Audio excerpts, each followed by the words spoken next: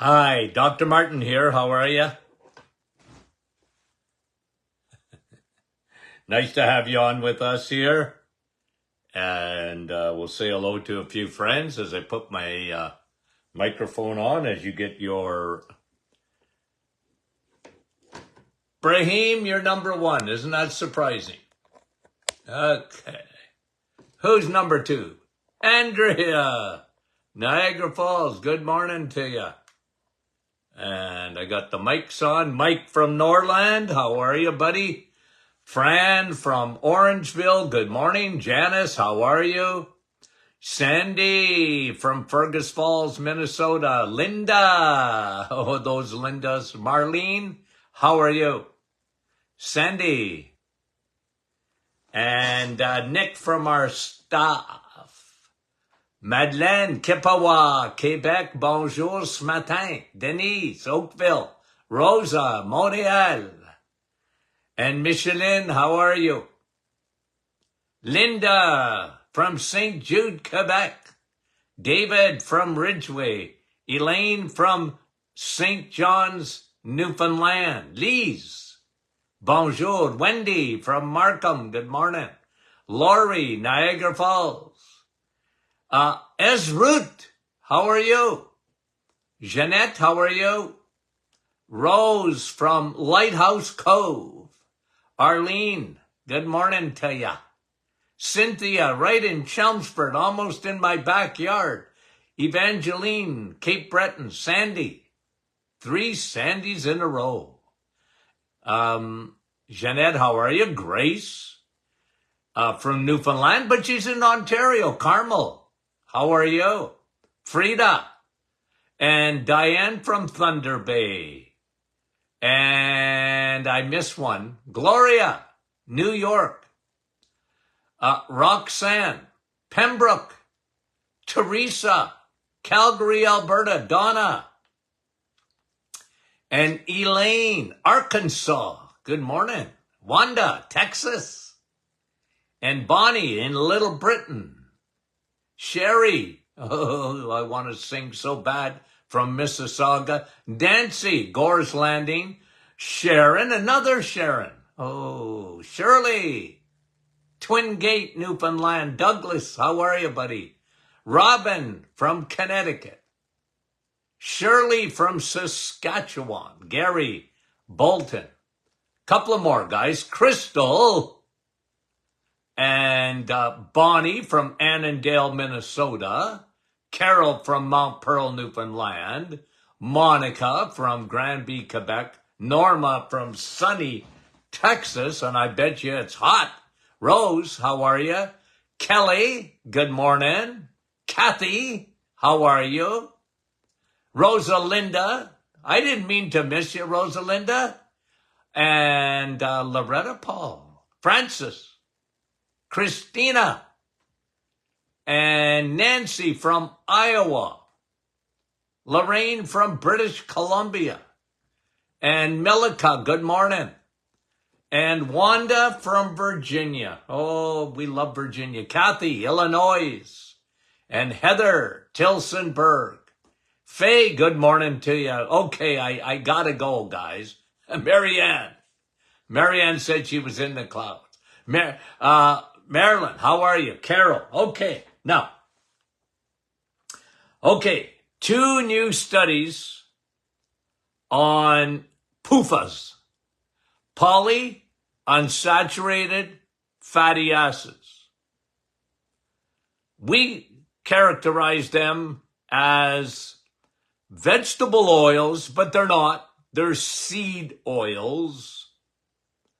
Okay, cottonseed and rapeseed and canola, which is a rapeseed oil, and soybean, which is probably the most popular oil that they use in cooking, especially in fast food restaurants. And,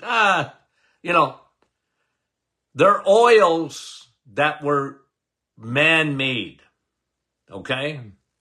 Man-made oils. And they're good for your car, guys. I mean it. You could, I think I brought this to you probably 3 or 4 years ago, that they actually ran an airplane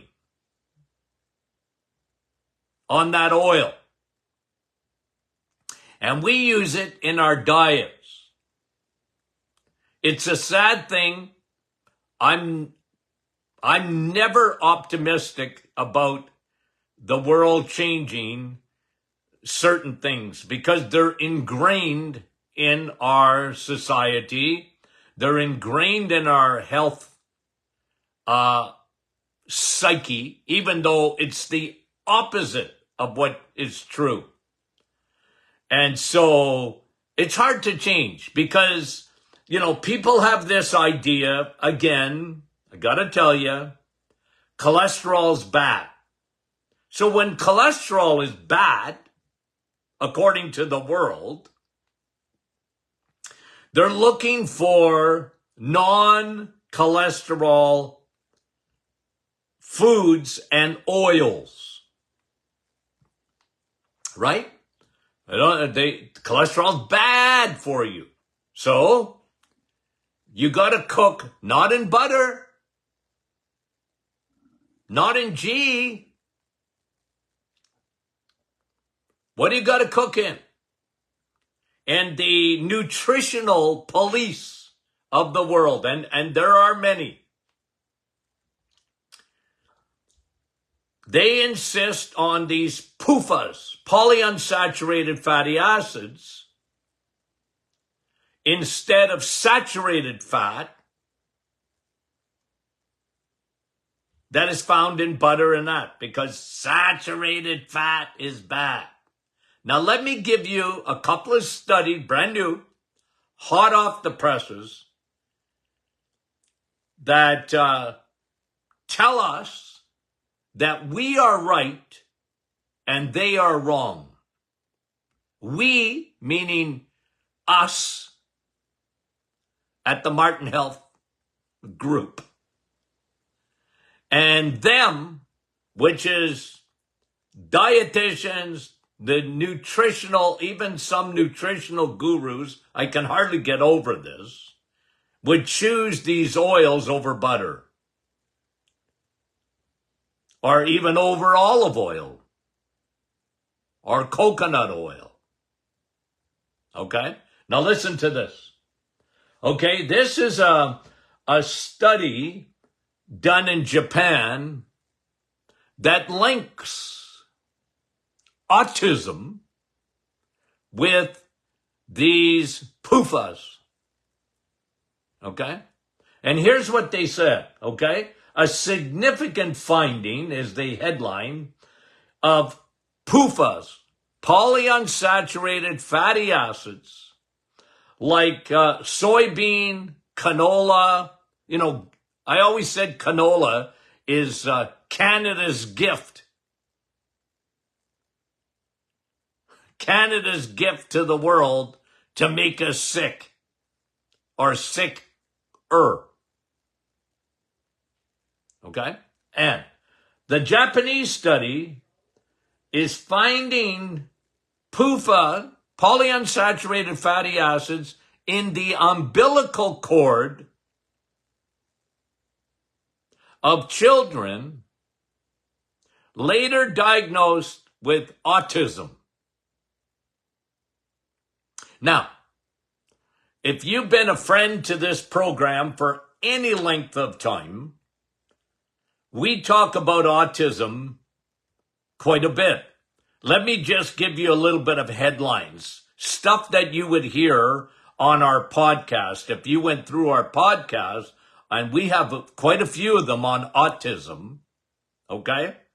So when you go in on a podcast, if you want to find out and get the titles of them, go in on your smartphone on our podcast and then go to, then go to the episode reviews. If you do that, then all of them come up. I think we're at, 1,300 and something episodes. And we have a lot of them on autism. But let me just give you a very short review. Okay? What have I said about autism? One, when I graduated in the 1970s, okay, I never heard of it. I never heard of it. Not in my medical books at all. Okay? That's number one.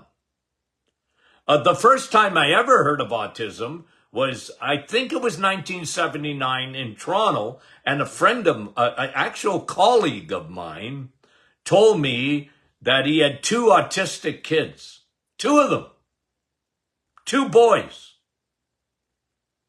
And, what? And he had to explain it to me. And I didn't know that. So after that, I was keenly aware of autism, but we still didn't see much of it. And now it's 1 out of, I don't know, 1 out of 20 or less. Kids that are born today are born autistic. Something happened. Okay, maybe we're better at diagnosing it, but something has happened, guys. And I think we would all agree with that. Now, okay, so the third point on autism, okay, just to put it in a review, is I mentioned this back in the 80s. Autistic children have leaky gut. I've never seen an exception to it. Leaky gut, leaky brain. Now, what would cause leaky gut? The number one cause of leaky gut, the number one cause, even today, of leaky gut is antibiotics. Okay? Now, I know there's some connections between autism and vaccines. I'm not saying there isn't. All I'm saying is what the big cause is leaky gut. Leaky gut, toxins get in the bloodstream, they cross the blood-brain barrier, and here you go.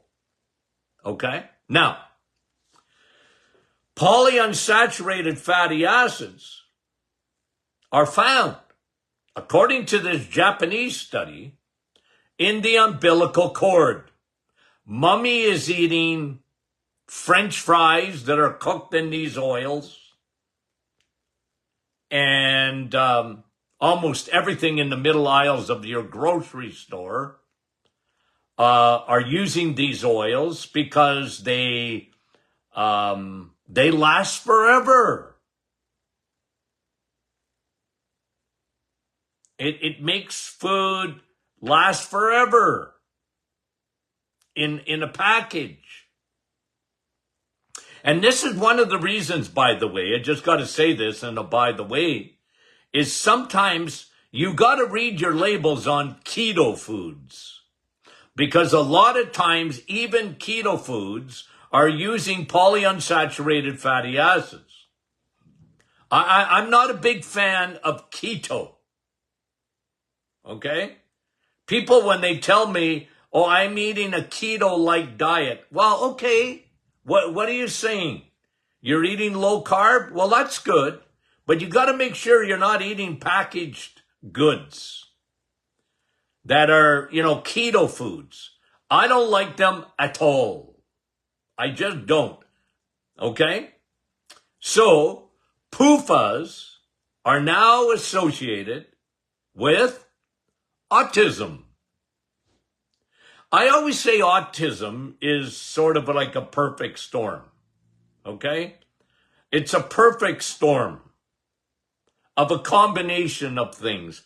But at the end of the day, the number one thing is leaky gut. Baby develops leaky gut. Usually mommy has leaky gut. And one of the things too with autism, and I said this a long time ago, I actually wrote about it in a couple of my books and I just went through what the world statistics tell us about autistic children. And one of the factors, it's not always a factor, but it's one of the main factors, and they're association factors, is the overuse of C-sections. Okay? And again, I didn't say that. Medicine is saying that. As a matter of fact, there's sort of an edict out to the obstetricians of the world. Hey, stop doing unnecessary C-sections. Now, they're not saying that because of autistic kids. They're saying that because, look at, you're creating problems by doing C-sections when they're not needed. It's convenient. Don't do that. That's even medicine agrees with that. There are too many C-sections out there. But I said years ago, I connected C-sections with autism and cognitive problems because the baby's not going down that birth canal. And when the baby doesn't go down with that down that birth canal, they're not getting the mummy's microbiome in their nostrils and into their mucus. They need that. They need mommy's bacteria. Okay? And when man, in all of its genius, tries to circumvent a natural childbirth, it's a problem. And sometimes you got no choice, and that's modern medicine. Can save your life, save the baby's life. I'm not against it, okay? So don't come at me about that. All I'm saying is, when it's not necessary, much better that baby goes down the birth canal. Okay, just saying. Okay, now, that's study number 1. A significant finding in Japan of PUFA, fatty acids, in the umbilical cord. And it's related to autism, the increase in autism. Okay, now, PUFAs, study number 2, PUFAs and colitis. Now, a lot of my listeners know exactly what colitis is, okay? You get an inflammation, itis, of the colon. No fun under the sun, especially if it becomes ulcerative colitis. And that is very, very serious condition. And no fun at all. Okay? And where that gut becomes so inflamed, it's like you got a sunburn in your colon. Colitis. Listen to this study out of Europe. Okay? Again, linking polyunsaturated fatty acids with colitis.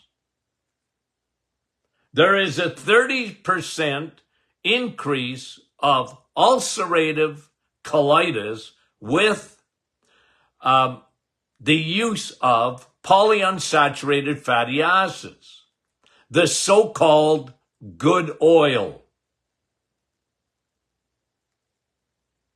And a study in Europe is saying, yeah, thanks, Canada, for your gift of canola oil to the world.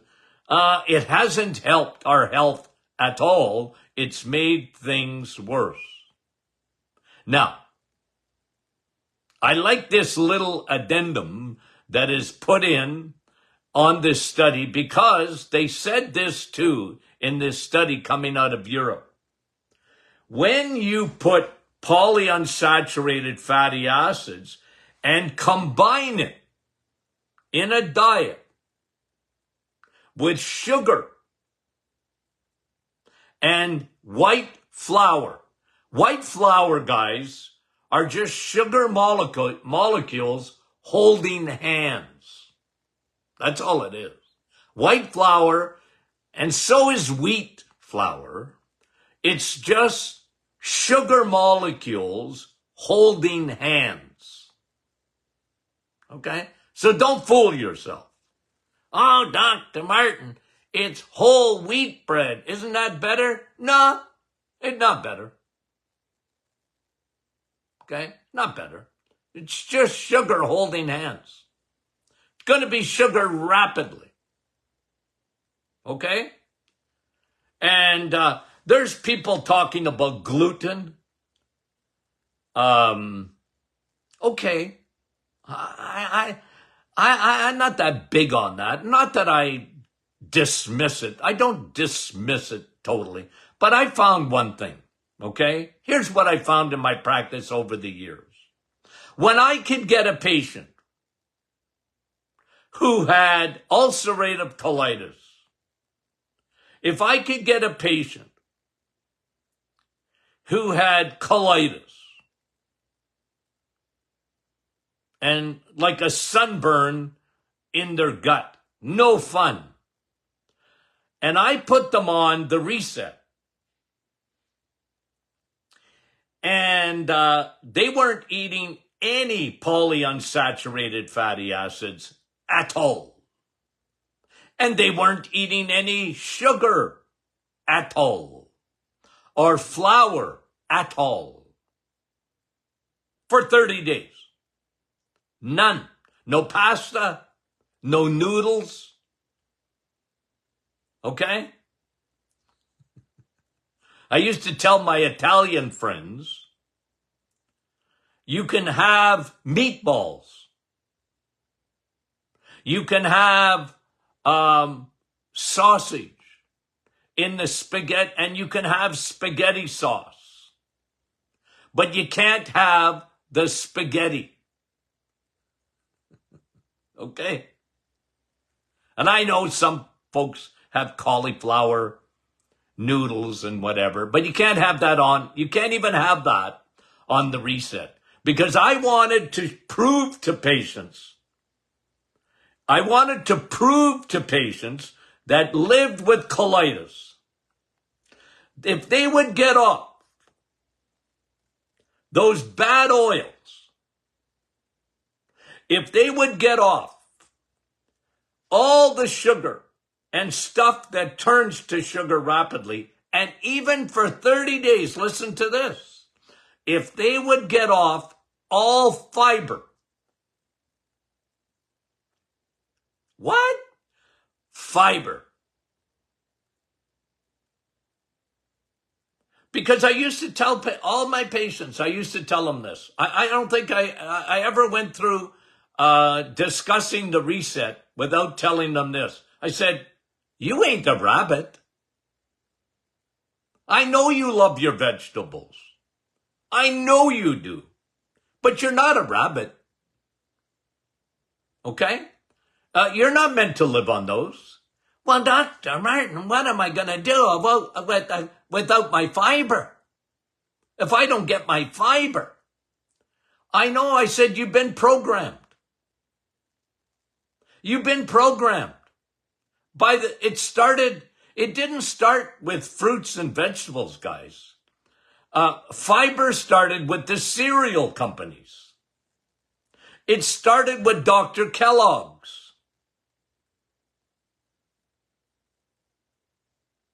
Quaker Oats.